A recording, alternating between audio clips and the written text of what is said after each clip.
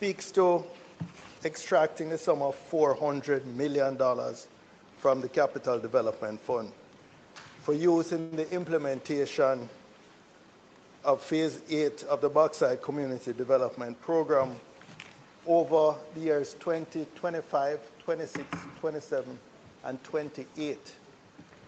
That's 100 million per year for all the constituencies that are affected by bauxite. Shut your mouth and listen up.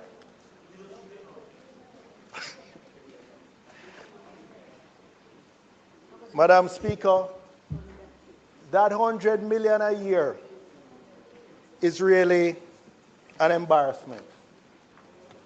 If that entire amount was used in South Manchester, it wouldn't begin to dent the work that needs to be done in that constituency.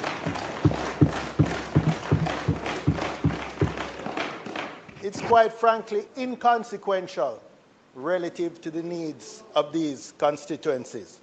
And if I speak specifically to South Manchester, Madam Speaker, if you were to visit many communities that have suffered, that have endured bauxite mining for decades, Broadleaf, Harmons, Prattville, Asia, Perrins, Lancaster, some of these areas have been mined out and there are still pits unreclaimed.